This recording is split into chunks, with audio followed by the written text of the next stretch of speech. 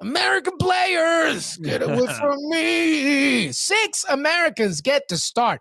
Jonathan Brooks, Christian Pulisic, McKennie, Tim Weah, Aaronson, Pefok, Serginho Dest comes off the bench for Barcelona. Unbelievable. And the performance is all over the place because Young Boys was 3 against Atalanta, 3. Pefok strikes again as well. That was amazing. It was Weah against Aaronson. Also in Group G, Sevilla against Wolfsburg. An honorable mention to CONCACAF with Jonathan David, 11 goals in the last 12 matches in all competitions. But this is about America. Amazing. Amazing, Heath Pearce. How good do you feel to see all that American talent? As a former player, honestly, how does it feel to just see all that American talent in the Champions League? Do that America one more time, and then I'll answer. America! There we go. I'm all hyped up now, man. I'm ready to play or do something crazy. Oh, did you want the Lenny Kravitz one? Yeah. This is no, man. Look, I'm super proud as an American. When I look at, when we do the USMNT hour on Mondays, and Jimmy and I obviously taking over during the CONCACAF windows, we've become so accustomed now to holding these players and talking about them on the same wavelength as other players in the world that we very rarely stop to realize the accomplishments of where we're at, right? We're talking about Jordan Pefok being 4th on the depth charts or 3rd or 5th on the depth charts, depending on the window that we're in. He's now got 2 goals in Champions League this year against huge opponents where he's stepping up. Atalanta, we're talking about Manchester United. And this is a guy, I think he was out of the lineup for a short time. But man, that's a player that, again, we go back 10 years and you go, if somebody would have said, hey, there's this guy and he's playing in Europe and he's playing in Champions League, we would have been like, starter, national team, let's go.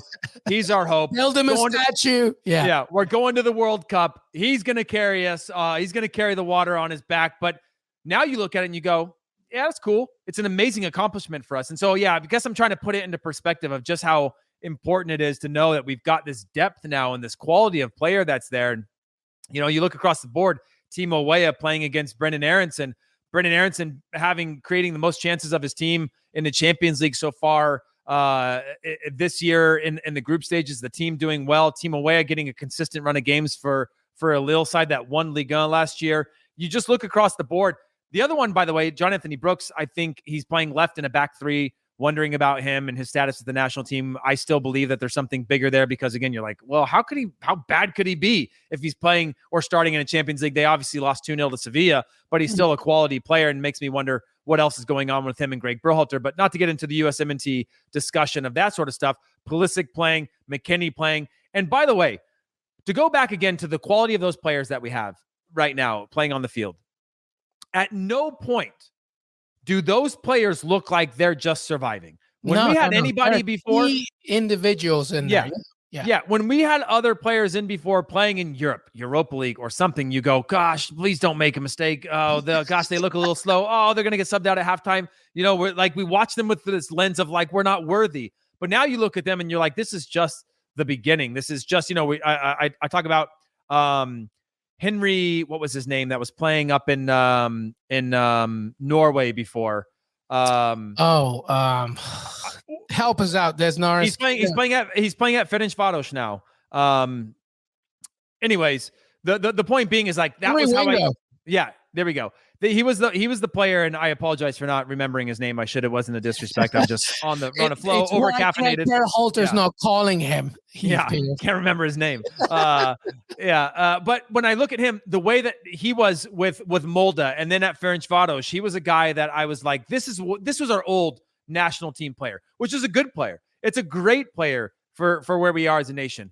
But now when I look at the next tier, it's not the guy who, oh man, Cinderella run, Molde gets into the Europa League or into the Champions League, and or Ferencváros, where he's playing in a smaller club. That's our top player who gets in once every 3 years. Or we have an occasional DeMarcus Beasley that goes to a semifinals with PSV Eindhoven, who were, again, on a Cinderella run, but not really a huge... You're not doing what Peruvians do. Yeah. Like when I look at Sergio Peña and Malmo, this is now a theme of Americans not just being in the Champions League, but taking a prominent role. There was a question I wanted to ask you because it was a good one. You mentioned Pulisic today. He was playing the 9 for large periods of times in that game. There you go. Do you think Greg Berhalter has any ideas from seeing Pulisic at the 9? What do you think of that? Woo, that's a good question. I mean, yesterday, Jimmy and I on the USMNT hour were talking about Who's the other number 9? We talked about Timo Weah being a potential 9 that could fill into that spot. We talked about Jesus Ferreira coming in the last camp and playing. Or Pepe's a little cold these days. I called him Jesus because he's got a little bit of that Brazilian flair to him. But Jesus Ferreira and Pereira, that's also, I think, a Portuguese name. So I'm going to call him Jesus. And so when we looked at that, we didn't really talk about Pulisic because Pulisic tends to drift back. And if you could get him to stay in that position, and by the way, we didn't think about that because we never thought through that lens. Pulisic's so good at driving in from the outside, but maybe he can fill in a bind that would allow some of these other players. We're trying to build the roster. There is a Ferran Torres thing that he could do, right? Where he drops deep, but he comes in. I don't think I want Weah as a 9 just because you watch him on that wing and the way he just comes inside or outside, and he's a nightmare for defenders. I would like to see him stick up, but there was mention obviously Aaronson on one side, Weah on the other one, and then Pulisic in the middle. That's kind of sexy. Well, we talked about if you didn't have Ricardo Pepi or you took him out, now you could think about Pulisic playing up top, and then you have a Brenden Aaronson that could go on the side. We talked about Serginho Dest and the way that he plays midfield or as a winger. And this is good for Pepi, by the way. This is good for Pepi because now not all that pressure is on. Look, you're the 9.